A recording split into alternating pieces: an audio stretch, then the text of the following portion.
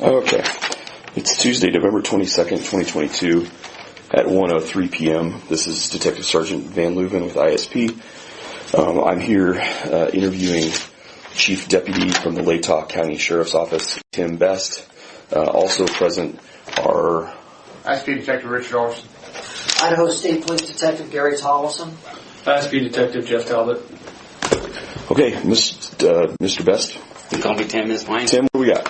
I received this morning. I came to work and I'd received a voicemail from a person by the name of last name spelled.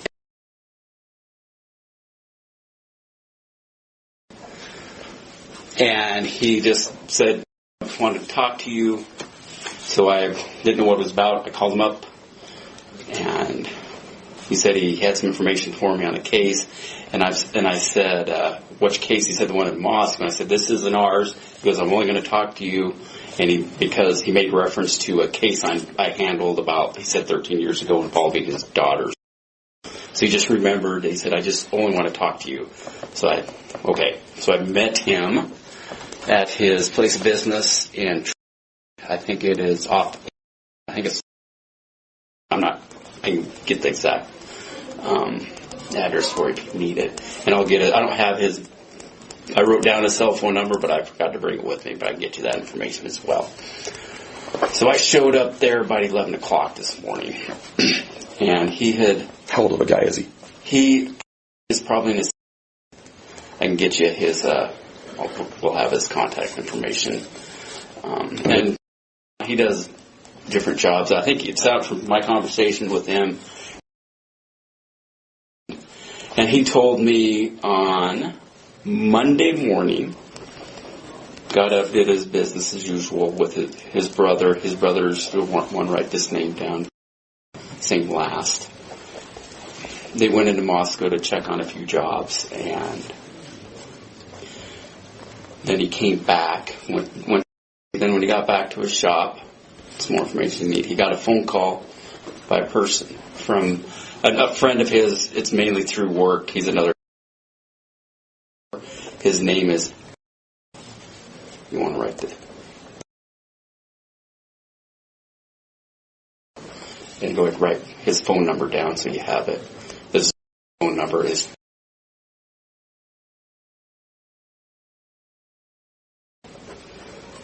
And for some reason, well, he wasn't out of an ordinary column, because he's been working with, trying to coordinate a gun, and he thought that's what it was about. But he said he almost sounded like he was drunk, but he couldn't. He said the words were kind of slurred. But all of a sudden, he started talking about this case, and I'll give you addresses, because he lives in the area. Where did I write that down at?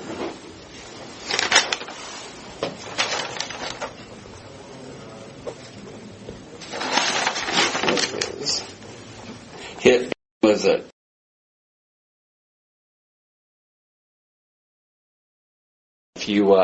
if you Google Map that, yeah. If you want to do that, you can kind of see it.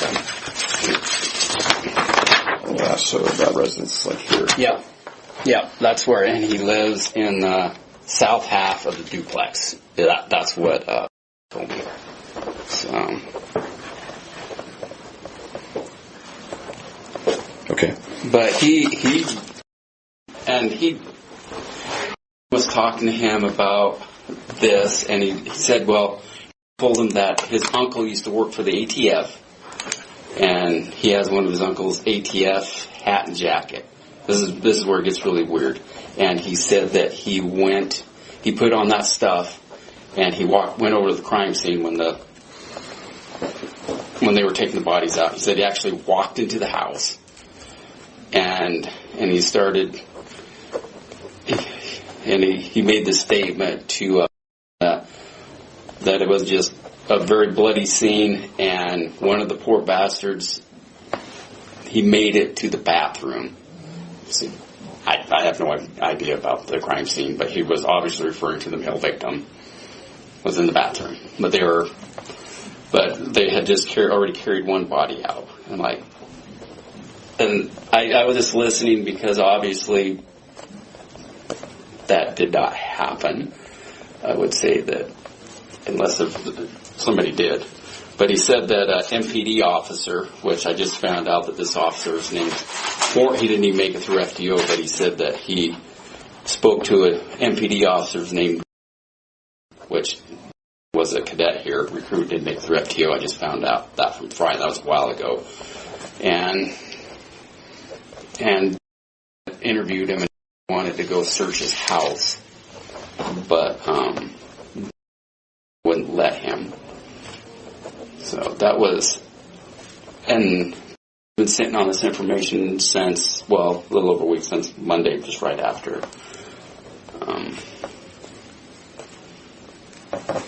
But he just really wanted to go search his house, but it wouldn't let him. Yes.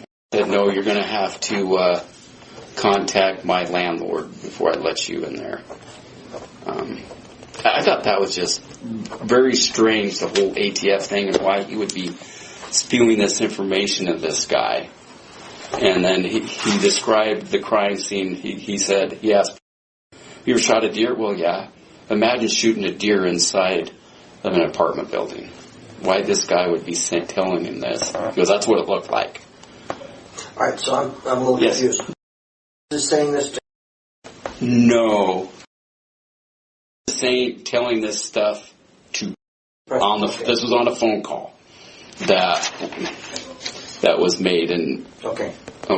It's convoluted. I'm going through my notes because I'm doing this the best I can. But just that piece there about, and then that's the first half part of the interview. Then he kind of backed up to where Preston thought, he's giving himself an alibi because he had told that at 3:45 in the morning he was outside of his place getting ready to go on a hunting trip when he heard a car start up and take off quickly. No description of the vehicle. And the car, actually, if you get on the map, drove by his house and he saw it. It was about 3:45 a.m. is what he had told. Rewind that 30 seconds. Yes. Everything about the car, what did he say? Everything about he didn't know description of the car. Okay, where did he first hear it and where did it come from? Where did it go to? Yes. Where's that? Where's the house at? Right there. He was getting ready for a hunting trip. Okay. And it would have, he saw lights come on from the area and it came up around that's kind of southeast. So he said that the lights came on, that were coming from the area of where the... Yep, and it took off fast and it came up around his place. Okay. That's what I told. Got it. This is all third-party convoluted stuff. I know. Did it describe to the vehicle at all? No. Did not have any vehicle information, and I asked, and I go, did it describe the vehicle? No, he just said it was a car. Didn't say what size or anything. So that was, but when he was, I'll wait till you get done there. Go ahead. When was talking to about this, he was pretty adamant. He stated multiple times that they were double tapped. Everybody was double tapped in the house. There was no mention of anybody being stabbed.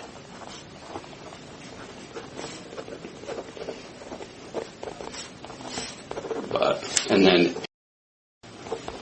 had stated, then he left to go hunting. He went hunting out by with a guy by the name of,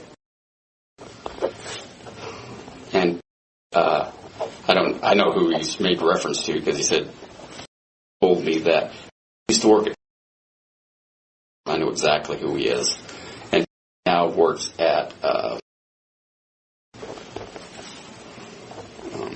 but it's interesting because he made reference that he talked to him quite a bit.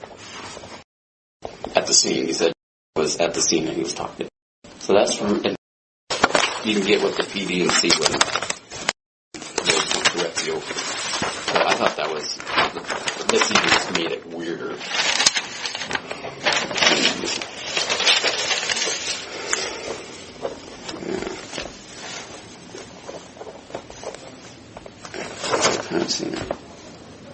And also stated that, he had, there was reporters that were at his place, setting up, and he stated that one of the reporters backed into his vehicle when he was there and made some damage, and so whether there's any truth to that.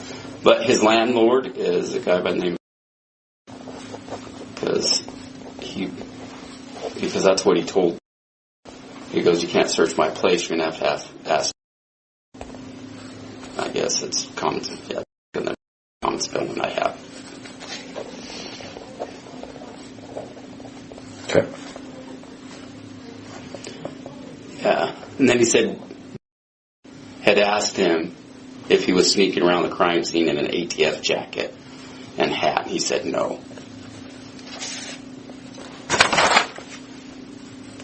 Yeah, and then another thing he stated about the crime scene, there was a big blood trail. But yeah, it was the big one big blood trail, and the poor bastard, he didn't make it into the bathroom. Quote. So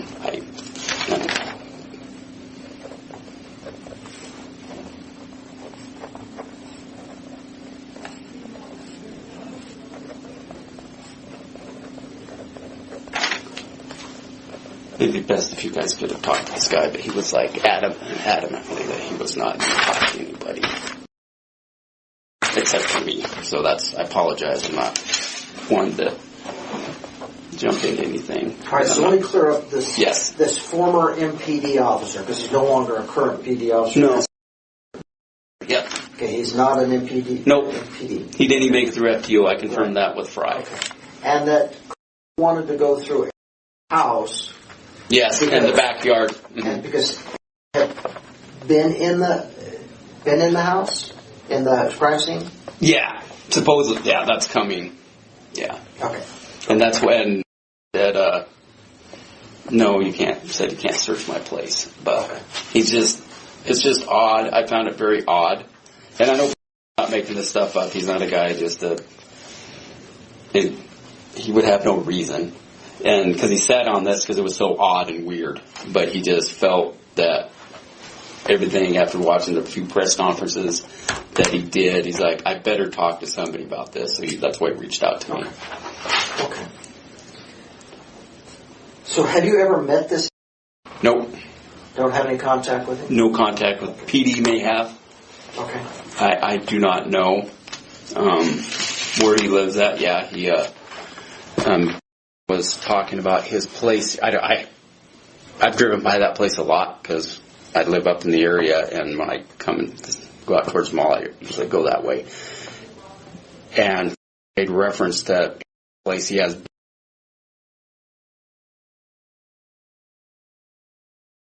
Where's the place at? Yeah, pretty much you can see a straight shot from there. Okay. But and that's a duplex. He lives in half of it. Yes, he lives in the house. Okay. So I guess it must be split in two. It's not up and down. I don't know. Anything else? That's it. I'll write a report. Okay. I'm trying to, and the other thing that I thought was odd is that he's been trying to get this gutter job coordinated with him. He reached out to on the 15th, and usually pretty responsive with stuff, but he said he's been, ever since they've had that conversation, he's kind of avoided him quite a bit. And he finally did, and usually, very receptive, meets with him when he asks him to, but, and then another thing he made mention, he said that he stopped by a shop He didn't say what day it was. He's assuming it was probably that early Sunday morning, like at 4 a.m. because he had mentioned that he was at around 4 a.m. and commented about how the work that was done on his place. So. Okay, so back up a tick. What day was it that stopped by shop? He was not sure. He said it was 4 a.m. when he was by there. Was it after the conversation? Yeah. So after Monday? Yeah. No, it was during that same conversation they had on Monday. He said that he'd been by his shop around 4 a.m. But he didn't make reference what day it was, what time. But that's what I have in my notes. Did not make any reference to what time it was. He said he'd just been by there at 4 a.m. And that's pretty much sealed the deal for him. I apologize. I'm not understanding. I know. Stopped by shop? No. Stopped by shop at 4 a.m. So did he do that, or did you just tell him he did that? He told him he did that. I got it. Okay. Got you. And made the comment of what on the shop? That he had done. He made a comment to the work that he'd done to on the outside of the shop. Got it. Okay. Gotcha. Does that make sense? Yes. I apologize. This is very convoluted. It's strange. It was strange enough to me that I felt like I better share this information. So the conversation occurred on Monday. Monday. Yeah, it was the conversation they had. Well, it was Monday. It was the day after the homicide. So what was that? The 14th. It would have been the 14th.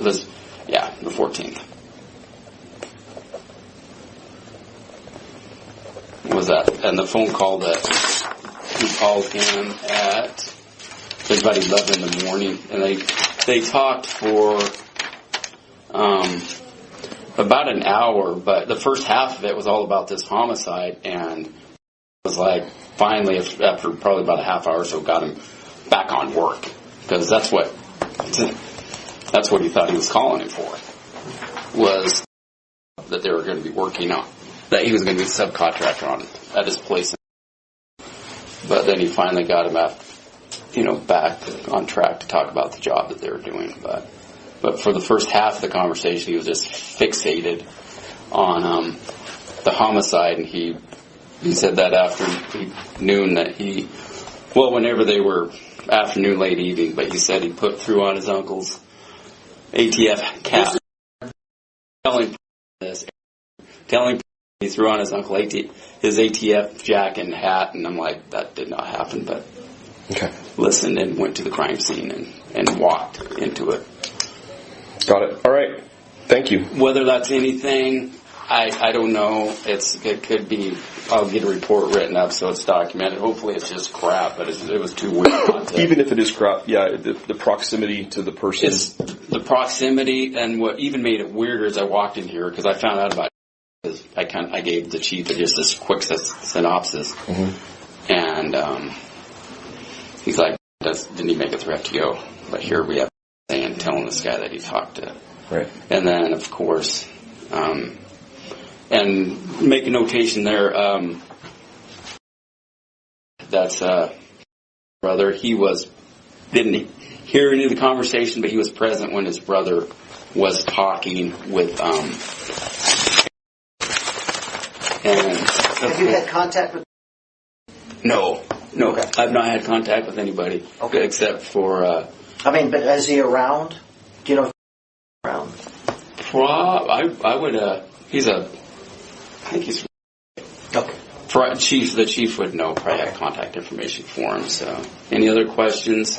I know. I apologize. It's bounced all over. I was trying to listen to him the best I could and take his information, but it was just odd. So. Nope. I got it. Got every bit of it. So, have any questions? My cell phone number's on my business card. Reach out to me. Got it.